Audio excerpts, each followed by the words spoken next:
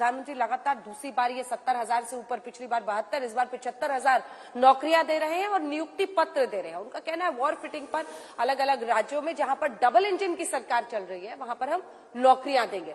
क्या आपको लगता है कि रोजगार के मुद्दे पर जो आप लोग घेर रहे थे उसमें इस वक्त जो बीजेपी का काम है, पीएम का काम है, वो सराहनीय है? अखिलेश जी,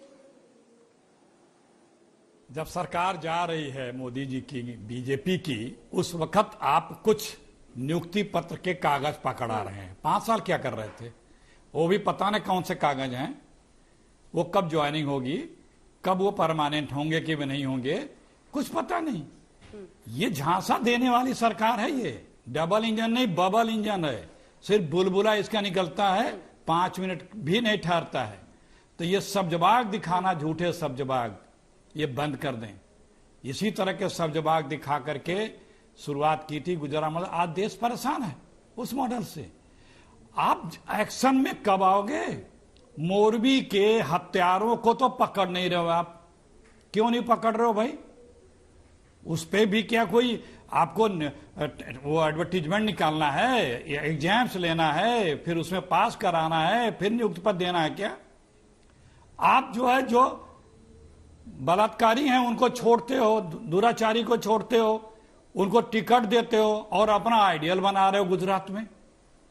जब चारों तरफ से जैसे डूबता व्यक्ति तिनके का सहारा ढूंढता है, उसी तरह से गुजरात में बीजेपी की सरकार जो जा रही है, जो आदरणीय प्रधानमंत्री जी को भी पता चल चुका है, अब वो इधर उधर हाथ पैर मार रहे हैं, सबको दिखा रहे हैं।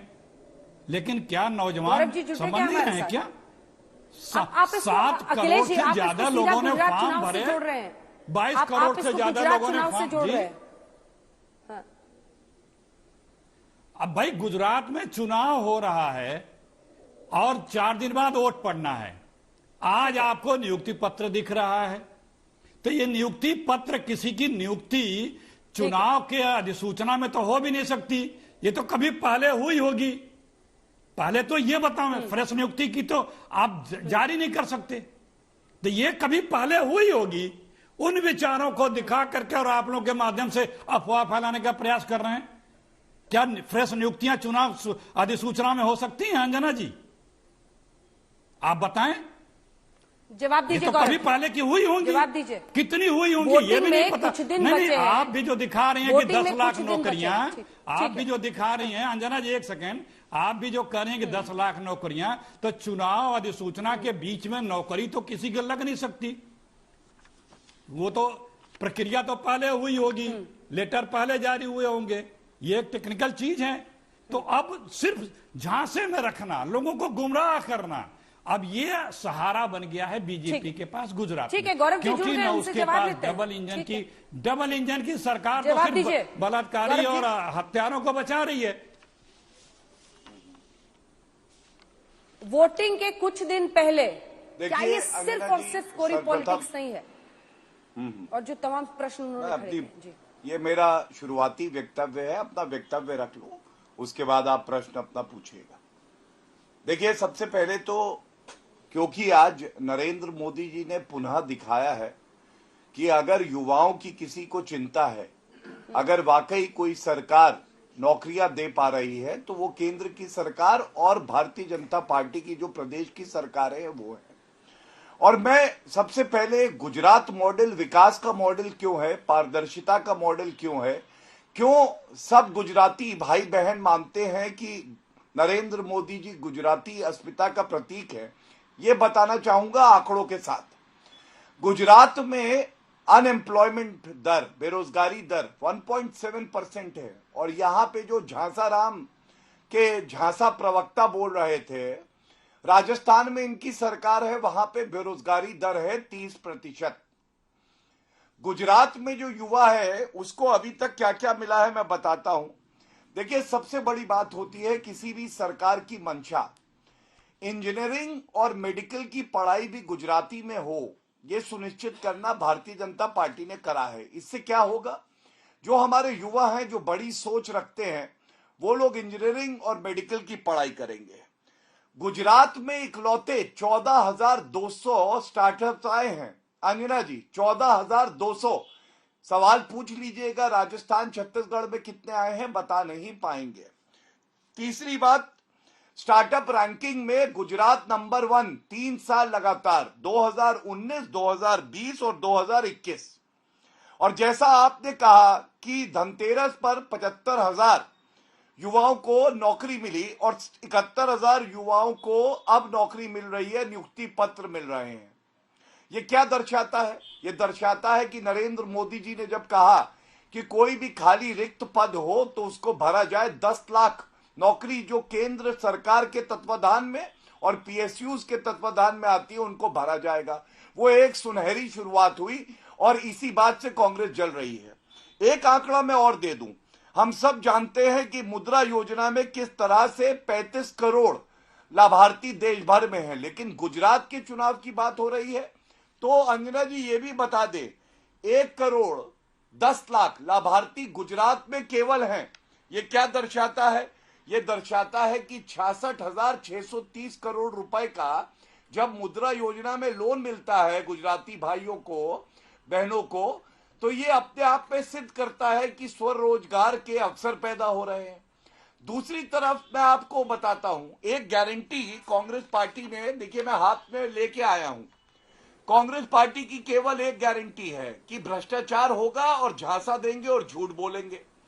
इन्होंने ऐसे ही कहा था बेरोजगारी भत्ता राजस्थान में देंगे।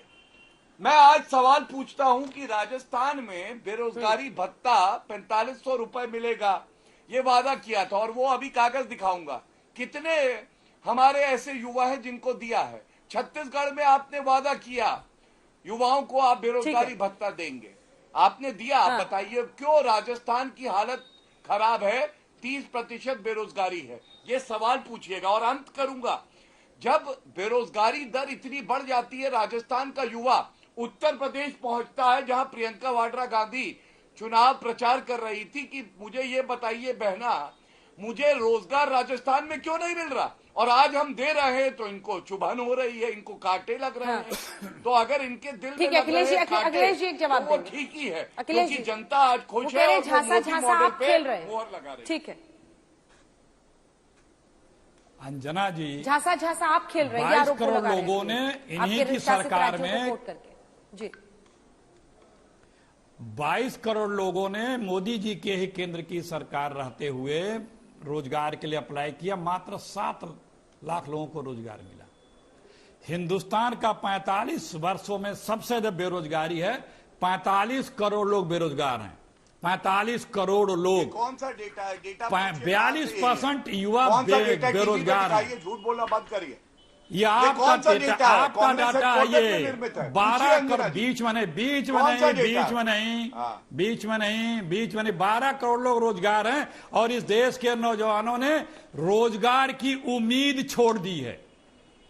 मुद्रा योजना तो नहीं कोई जान रहा है, मुद्रा पोर्ट चर्चा में जरूर है आदरणीय मोदी जी का गुजरात का, जिसने हिंदुस्तान का ड्रग्स का हब बना दिया है, जहां लाखों करोड़ रुपए के ड्रग्स आ रहे हैं। सिर्फ गुजरात में 1 लाख से ज्यादा पद खाली हैं, 28,000 से ज्यादा पद तो सिर्फ प्राइमरी स्कूल में टीचरों के खाली हैं। निजीकरण करके विकास नहीं हो सकता, आउटसोर्सिंग करके। भ्रष्टाचार तो गुजरात में इतना भयंकर है कि आप पूछ ही नहीं सकते, कहीं उदाहरण ऐसा नहीं मिलेगा। 30,000 करोड़ का गुजरात का पेट्रोलियम घोटाला है, 3 लाख करोड़ से ज्यादा ड्रग्स का घोटाला है, 24,000 करोड़ का, ये सब सीएजी का आंकड़े बता रहा हूं पार्लियामेंट में, 24,000 करोड़ का एबीजी शिपयार्ड घोटाला है, 6,000 करोड़ रुपए का कोयला जो आया था गुजरात में वो गायब है, 1,000 करोड़ से ऊपर के नकली नोट अभी गुजरात में पकड़े गए हैं, 4 लाख करोड़ का गुजरात पे कर्जा है, 22 सरकारी नौकरियों की भर्ती हुई, वो सारी सरकारी नौकरियां घपले में लटकी पड़ी है। ये सरकारी नौकरियों का पता न कौन सा पर्चा बांट रहे हैं। जमीन का घोटाला अलग है, एक भी पिछले 18-20 साल में गुजरात में एक भी नई सरकारी मेडिकल कॉलेज नहीं बना है, एक भी नया सरकारी यूनिवर्सिटी नहीं बनी है,